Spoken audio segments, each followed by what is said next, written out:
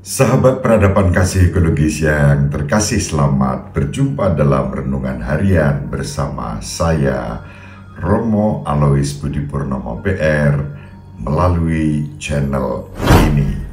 Semoga panjenengan selalu sehat, tetap semangat tanpa sambat, dan selalu bahagia. Kebahagiaan yang bersumber dari Tuhan Allah kita. Mari kita awali perjumpaan kita dengan bersatu di dalam doa. Dalam nama Bapa dan Putra dan Roh Kudus. Amin. Allah Bapa, sumber kekuatan, Santo Yohanes Pembaptis Engkau jadikan perintis jalan untuk kelahiran dan kematian Putramu yang menjadi manusia dalam diri Yesus Kristus.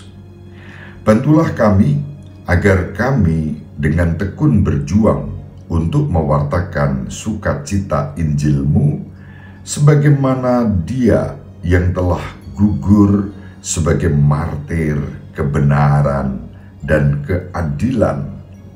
Dengan pengantaraan Tuhan kami Yesus Kristus Putra-Mu yang hidup dan berkuasa bersama Digo dan Roh Kudus Allah yang Maha Esa, Tritunggal Maha Kudus, sepanjang segala masa.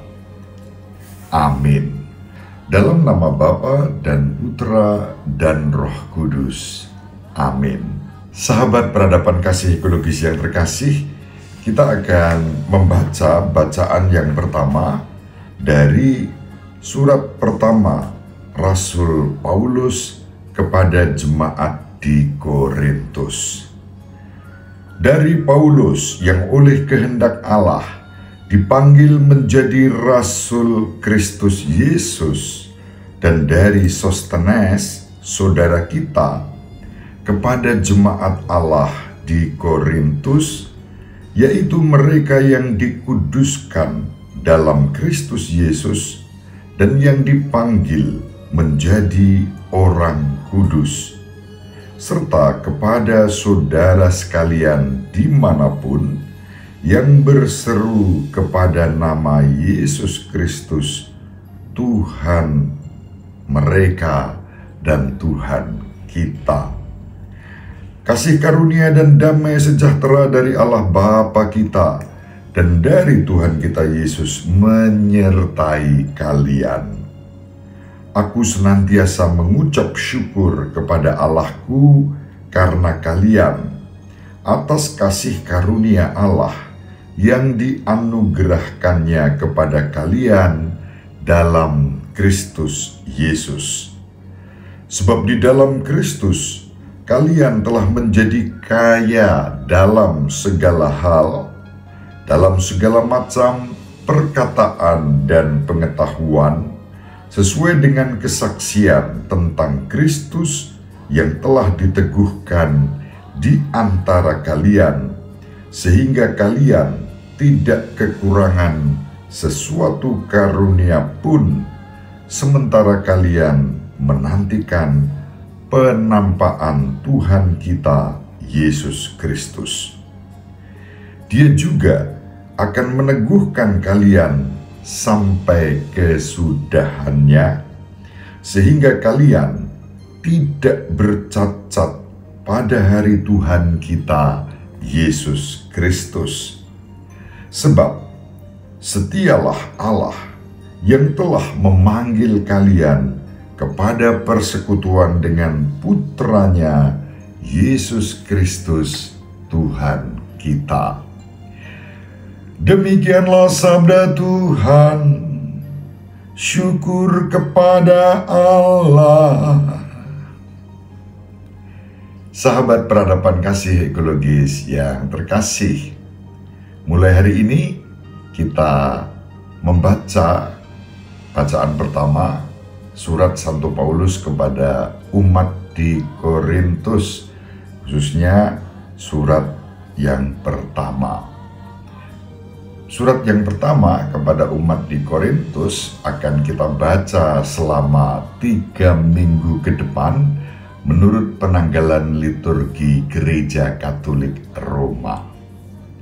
Sahabat peradaban kasih ekologis yang terkasih, secara singkat dapat dikatakan bahwa surat pertama Korintus yang ditulis oleh Santo Paulus membahas beberapa masalah yang muncul di tengah jemaat. Jemaat di Korintus mengalami sejumlah persoalan. Misalnya, mereka saling bersaing secara tidak sehat, terlibat dalam hidup yang tidak bermoral, terutama dalam amoralitas seksual. Dan terkadang mereka memperlakukan jemaat seperti perkumpulan sosial Yunani Romawi belaka, bukan sebagai jemaat yang dibangun atas dasar iman kepada Tuhan Yesus Kristus. Itulah sebabnya dalam surat yang kita baca pada hari ini, Santo Paulus sungguh menegaskan bagaimana Tuhan Yesus Kristus dalam persekutuan dengan Allah Bapa dan Roh Kudus telah memanggil jemaat Korintus kepada persekutuan dengan Yesus Kristus, Sang Juru Selamat dan Tuhan yang mereka imani. Dan itulah juga yang kita imani. Sahabat peradaban kasih ekologis yang terkasih, Santo Paulus memanggil jemaat di Korintus untuk mengakui persekutuan jemaat dengan Kristus sendiri. Dan karena itu lalu mereka dipanggil untuk saling melayani satu terhadap yang lain dengan kasih dan pengorbanan. Kerap kali bagian yang terakhir ini tidak mudah, pengorbanan. Bahkan ketika pengorbanan itu terasa sia-sia karena persembahan atas kurban hidup kita yang kita persembahkan kepada Tuhan ternyata tampaknya tidak berdampak di dalam kehidupan sesama, termasuk umat yang kita layani. Namun justru di dalam kasih dan pengorbanan itu, Roh Kudus yang menyucikan hidup kita sedang berkarya. Itulah yang sangat digarisbawahi di dalam bacaan pada hari ini. Tritunggal Maha Kudus Bapa, Putra dan Roh Kudus yang memeteraikan hidup kita sehingga kita masuk dalam persekutuan jemaat umat beriman melalui sakramen pembaptisan. Itulah yang menjadi daya kekuatan kita dalam menghayati kasih dan pengorbanan kita. Meskipun pengorbanan kita itu tidak seberapa dibandingkan dengan kurban Tuhan kita Yesus Kristus yang menderita sengsara, wafat, dimakamkan, bangkit dari alam maut, menyertai para muridnya dan kemudian naik ke surga. Sahabat peradaban kasih ekologis yang terkasih, salah satu persoalan yang sangat penting dihadapi oleh jemaat di Korintus adalah perpecahan di antara jemaat sendiri. Dalam perpecahan itu, lalu mereka menyerahkan sesamanya sendiri kepada pengadilan-pengadilan kafir yang membuat sesama jemaat harus mengalami penderitaan. Dalam hal ini mirip-mirip dengan yang dihadapi oleh jemaat di Tesalonika yang beberapa hari lalu sudah kita baca dan kita renungkan. Pengalaman serupa terjadi di Korintus. Persoalan lain yang dihadapi oleh jemaat Korintus adalah bahwa orang tidak memiliki bela rasa dan kepekaan. Yang satu pesta pora dan mabuk, sementara yang lain itu terjerat di dalam kemiskinan dan ketidakadilan.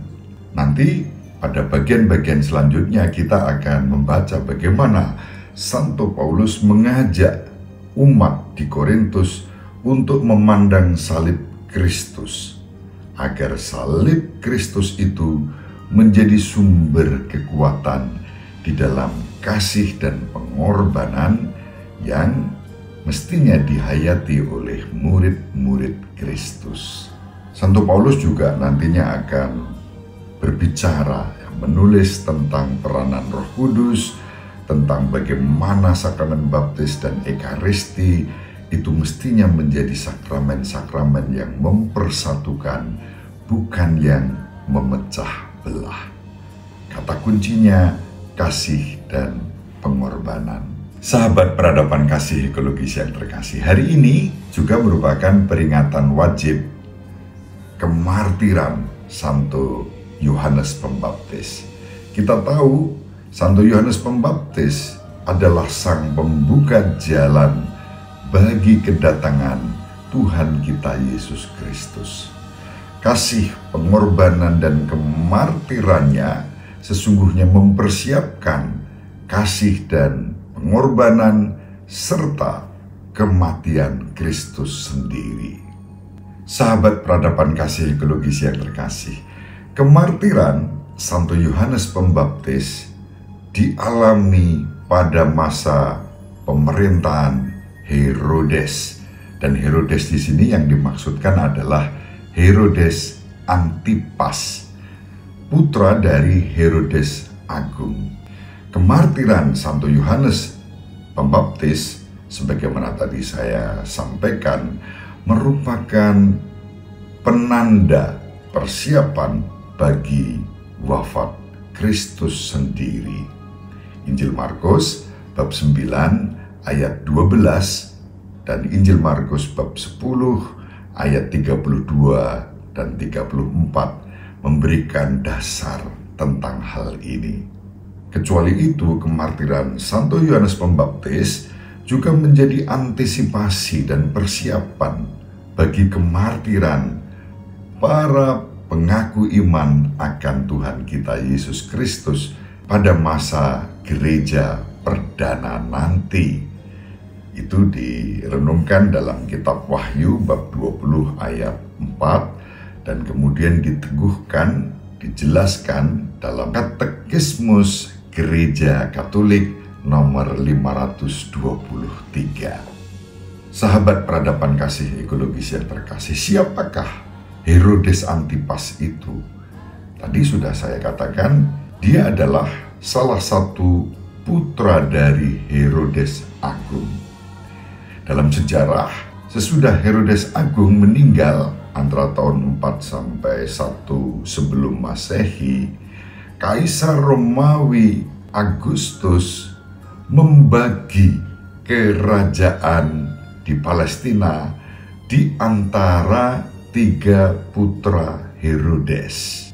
Herodes Antipas memerintah wilayah Galilea dan Perea, dan pemerintahnya itu berlangsung sampai tahun 39 Masehi. Sementara saudara-saudara dari Herodes Antipas ini, yaitu yang bernama Arkelaus dan Filipus, diberi jatah sisa wilayah mendiang ayah mereka. Itu catatan sejarah. Nah, Santo Yohanes Pembaptis dipenjarakan oleh Herodes Antipas. Yohanes Pembaptis menegur Herodes Antipas karena dia merebut istri saudara tirinya, saudara tiri Herodes yang bernama Filipus, dan istri Filipus bernama Herodias. Selagi Filipus masih hidup, istri Filipus direbut dan kemudian dinikahi oleh Herodes Antipas. Sahabat peradaban kasih ekologis yang terkasih, tindakan ini tentu menjadi pelanggaran yang serius, dan karena itu Yohanes Pembaptis menegur dan mengingatkan Herodes. Dan karena itu yang sakit hati bukan hanya Herodes, tetapi Herodias memendam dendam. Sementara Herodes menjadi pengecut. Dia bersumpah akan memberikan hadiah kepada putri Herodias yang menyenangkan Raja Herodes Antipas ini dalam perjamuan ulang tahunnya. Lalu Herodes bersumpah, mintalah apa saja akan diberikan, bahkan sekalipun itu separuh dari kerajaannya. Injil Markus mencatat demikian. Dan apa yang terjadi? Atas provokasi ibunya yang bernama Herodias tadi, sang putri ini meminta kepala Yohanes Pembaptis. Herodes bersikap pengecut. Di satu sisi dia mengagumi Yohanes Pembaptis. Di sisi lain dia tidak bisa membela kebenaran. Mirip seperti yang dilakukan Pilatus terhadap Yesus. Dan begitulah kemartiran Santo Yohanes Pembaptis terjadi.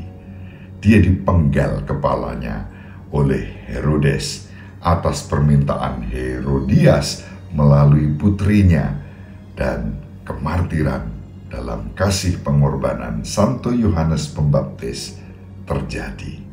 Sahabat peradaban kasih ekologis yang terkasih, sebagaimana diwartakan Santo Paulus dalam bacaan pertama, sebagaimana diwartakan dalam Injil Markus tentang kemartiran Santo Yohanes Pembaptis, kita dipanggil untuk belajar tentang kasih, pelayanan, pengorbanan sebagai persembahan hidup kita kepada Tuhan.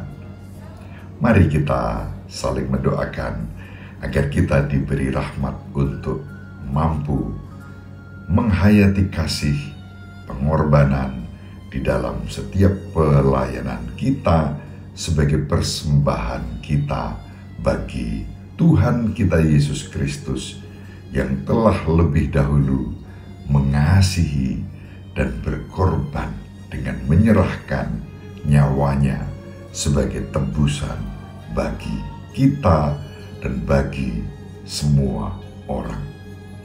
Ibu Maria dan Bapak Yosef selalu mendoakan kita. Semoga panjenengan semua sahabat peradaban kasih ekologis yang terkasih bersama seluruh anggota keluarga dimanapun berada, dibimbing, dilindungi, dan diberkati oleh Allah yang Maha Kuasa, Bapa dan Putra dan Roh Kudus. Amin. Terima kasih. Salam sehat, tetap semangat tanpa sambat. Selalu bahagia, kebahagiaan yang bersumber dari Tuhan Allah kita. Salve, shalom, salam sejahtera, berkah dalam. Sahabat peradaban kasih yang terkasih, sampai jumpa pada episode berikutnya. Terima kasih atas kebersamaan kita. Salam peradaban kasih ekologis, berkah dalam.